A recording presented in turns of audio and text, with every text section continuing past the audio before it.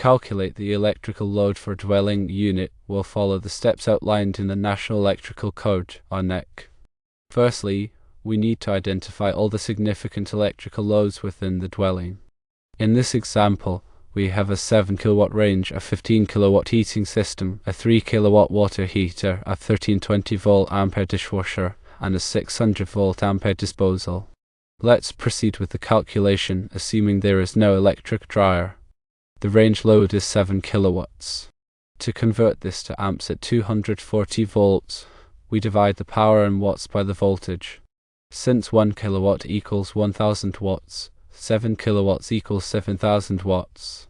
Therefore, 7000 watts divided by 240 volts equals approximately 29.17 amps. However, we will use 30.4 amps here. The heating load is 15 kilowatts. Converting this to amps at 240 volts, we divide 15,000 watts by 240 volts, which equals 62.5 amps. However, we will use 65 amps. The water heater load is 3 kilowatts. Converting this to amps at 240 volts, we divide 3000 watts by 240 volts, which equals 12.5 amps. However, we will use 15 amps. The dishwasher load is 1320 volt amperes. Converting this to amps at 240 volts, we divide 1320 volt amperes by 240 volts, which equals 5.5 amps. The disposal load is 600 volt amperes. Converting this to amps at 240 volts, we divide 600 volt amperes by 240 volts, which equals 2.5 amps. Now we sum up these individual loads.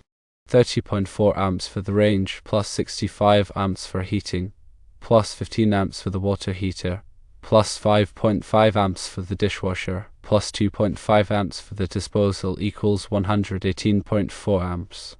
Next, we apply a 125% factor to the continuous load.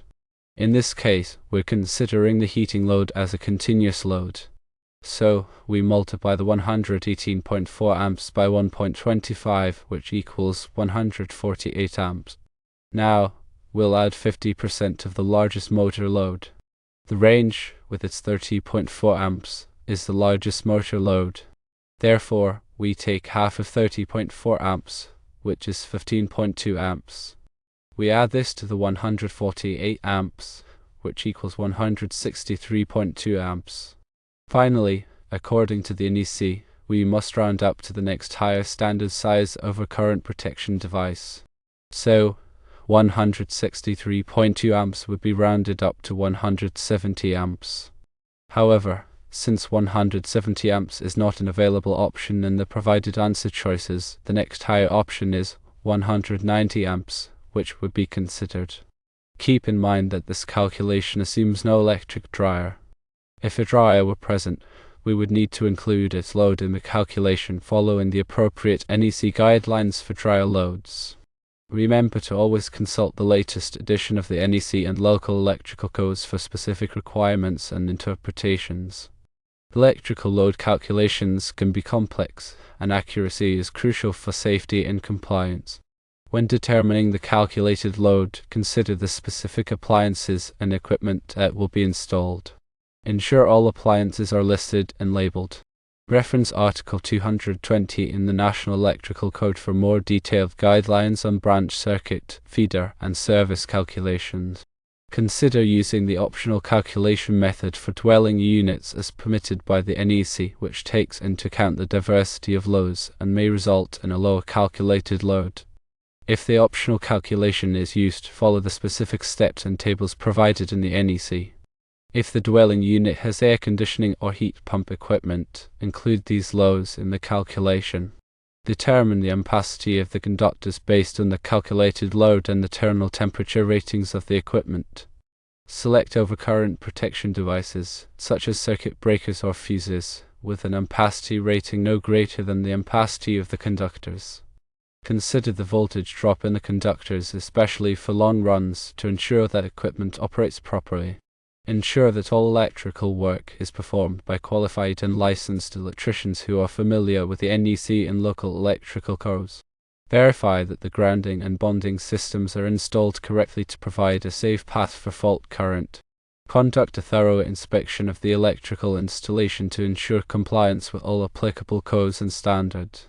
Keep accurate records of all electrical calculations, wiring diagrams, and inspection reports for future reference. Periodically review and update the electrical system as needed to accommodate changes in occupancy or equipment. Implement a regular maintenance program to ensure the ongoing safety and reliability of the electrical system. Be aware of potential hazards associated with electrical work and take appropriate precautions to prevent accidents. Consult with a qualified electrical engineer for complex electrical system designs or modifications. Consider energy-efficient lighting and appliances to reduce the overall electrical load and save energy. Use surge protection devices to protect sensitive electronic equipment from voltage spikes and transients. Install smoke detectors and carbon monoxide detectors to provide early warning of fire or carbon monoxide hazards. Educate occupants on safe electrical practices and the proper use of electrical equipment. Be prepared to respond to electrical emergencies such as power outages or electrical fires, and know how to safely disconnect power if necessary. Ensure that all electrical equipment is properly maintained and repaired to prevent hazards. Never overload electrical circuits or extension cords, as this can create a fire hazard. Avoid using damaged or frayed electrical cords and replace them promptly. Keep electrical panels and equipment accessible and free from obstructions. Maintain a safe distance from overhead power lines when working outdoors with ladders, tools, or equipment. Consider using arc fault circuit interrupters, or RFCs, to provide enhanced protection against electrical fires. Use ground fault circuit interrupters, or GFCIs, in wet or damp locations to prevent electrical shock hazards. Follow all manufacturers' instructions for the installation, operation, and maintenance of electrical equipment. Consider using a whole house surge protector to protect the entire electrical system from voltage surges. Ensure that all electrical boxes and enclosures are properly grounded and bonded. Use appropriately sized conductors and conduit for all electrical wiring. Properly label all electrical circuits and equipment to facilitate troubleshooting and maintenance. Ensure that all electrical connections are tight and secure to prevent overheating and arcing. Consider using a power quality meter to monitor the electrical system for voltage fluctuations, harmonics, and other disturbances. Implement a load management system to reduce peak demand and lower energy costs. Use timers or occupancy sensors to automatically turn off lights and equipment when they are not needed. Install energy-efficient windows and insulation to reduce heating and cooling loads. Consider using renewable energy sources, such as solar panels or wind turbines, to supplement the electrical supply. Participate in energy conservation programs offered by local utilities or government agencies. Educate yourself on the latest advancements in electrical technology and energy efficiency. Continuously monitor and evaluate the performance of the electrical system to identify areas for improvement.